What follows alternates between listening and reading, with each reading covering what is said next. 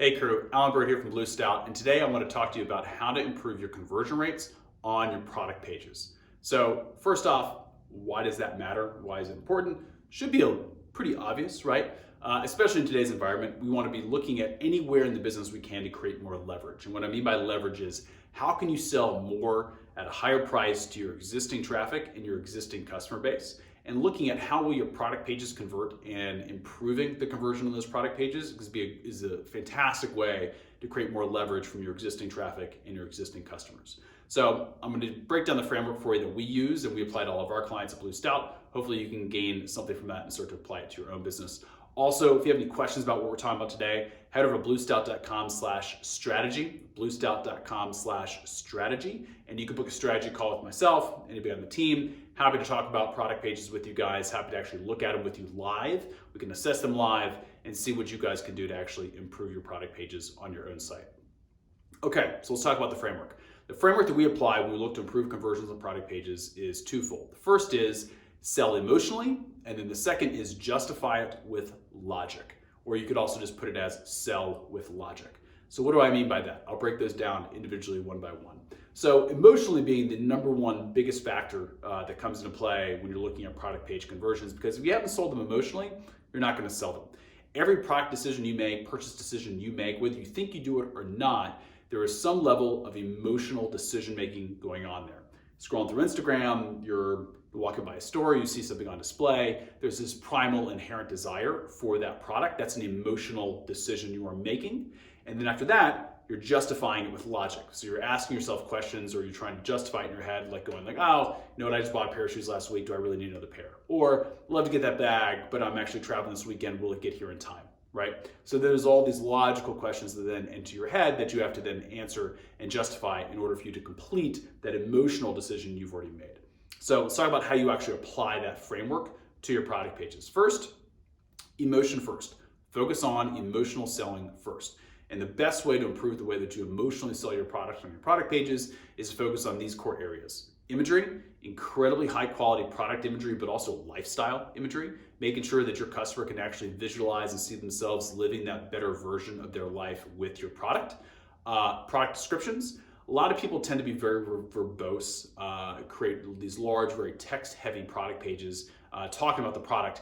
There's no problem with including all that information, but you need to structure it correctly. If somebody sees a big block of text, they're not going to read the whole thing. So what we want to do is focus on what's that sales copy, that immediate 1 to 2 sentences that's going to draw somebody in, sell them emotionally on the product, and then hook them so they continue to read through the page. So product copy. Product imagery in the form of videos, right? So we talked about lifestyle photography, product imagery themselves. How can you actually showcase the product and the imagery through video content, right? Whether that's through lifestyle content, whether that's close-up video content. Video is incredibly interactive. So anywhere that you can focus on providing a deeper insight or deeper look, or maybe a hands-on experience with the product through video, that's going to help heighten that emotional experience. And the final one is benefits, right? So we always want to focus on benefits over something like features, right? Or if you have features, you want to transform those into benefits.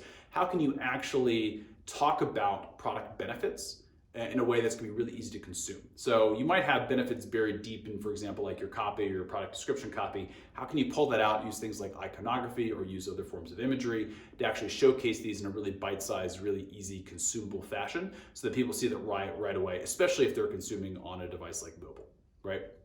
So that's emotions. And those are the areas we focus on to improve product conversions on product pages when you're selling emotionally. Logically. So the framework we use when we think about the logical side of the sales proposition is, are you answering all the questions for the consumer as it relates to product, the process, and the brand? And the idea here is that once you've sold them emotionally, then they're going to start asking all these questions to justify that decision. You want to then answer those questions in a way that's going to talk them into buying versus out of buying. So the way in the framework we use to anticipate what those questions are is we anticipate all the questions that somebody's going to have about product, all the questions they're going to have about the process, and all the questions they're going to have about your brand specifically. So product questions. If it's clothing, you may have questions about sizing, size guides. They might have questions about materials, right? Questions about washing. Is it going to shrink, right? If you're buying a shirt online, right? One of my biggest pet peeves, you buy a shirt and the thing shrinks up, right? How can you address some of those logical concerns and questions and barriers that customers have about your product?